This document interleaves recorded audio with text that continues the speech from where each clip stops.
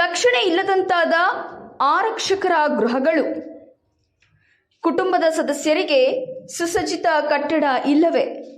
ಪುರಸಭೆ ಮುಖ್ಯ ಅಧಿಕಾರಿಗಳೇ ಕಣ್ತೆರೆದು ಒಮ್ಮೆ ನೋಡಿ. ಆರಕ್ಷಕರ ಗೋಳು ಕೇಳುವವರಿಲ್ಲವೇ? ಬಾಗಲಕೋಟೆ ಜಿಲ್ಲೆಯ ಬಾದಾಮಿ ತಾಲೂಕು ಪಟ್ಟಣದ ಪೊಲೀಸ್ ಕ್ವಾರ್ಟರ್ಸ್ ಸ್ಥಿತಿಗತಿ ಹೇಳತೀರದಂತಿದೆ. ಇದನ್ನ ಗಮನಿಸಿದ ಬಾದಾಮಿ ಜನಪ್ರಿಯ ಶಾಸಕರು ಭೀಮಶೇನ್ ಬಿ ಚಿಮ್ಮನಕಟ್ಟಿಯವರು ಬಾದಾಮಿ ಮುಖ್ಯ ರಸ್ತೆಯ ಬಸ್ ನಿಲ್ದಾಣದ ಹತ್ತಿರ ಇರುವ ಪೊಲೀಸ್ ಕ್ವಾರ್ಟರ್ಸ್ ಸರಿಸುಮಾರು 6ರಿಂದ 6.5 ಎಕರೆ ಇರುವ ಕ್ವಾರ್ಟರ್ಸ್ ಆಗಿದೆ. ಅತಿಯಾದ ಮಳೆಯಾದರೆ ಮುಖ್ಯ ರಸ್ತೆಯ ನೀರು ಕ್ವಾರ್ಟರ್ಸ್ ಒಳಗಡೆ ಬರುತ್ತದೆ.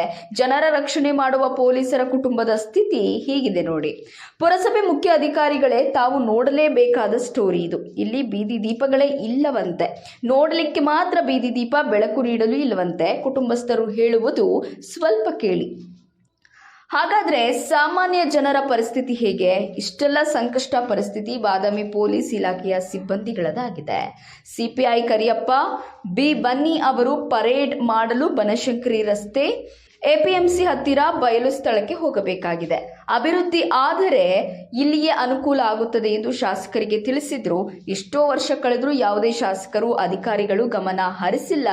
ಸ್ಥಳೀಯ ಶಾಸಕರು ಗಮನಿಸಿ ಮೊದಲು ಸ್ವಚ್ಛತೆಗೆ ಆದ್ಯತೆ ನೀಡಿ, ಇಲ್ಲಿ ನಿಮ್ಮ ಮಕ್ಕಳು ಹಾಗೂ ಕುಟುಂಬಸ್ಥರು ಇರ್ತಾರೆ ಎಂದರು.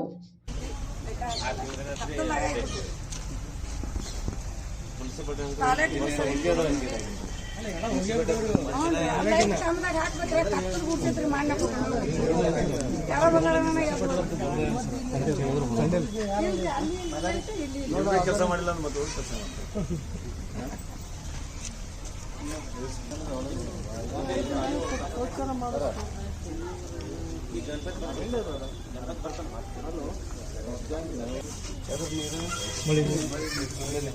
ಅದೇನು ಘಟನೆ ಬಂತು ಜಾಸ್ತಿ ಬಂದ್ ಸರ, ಅದೆಲ್ಲ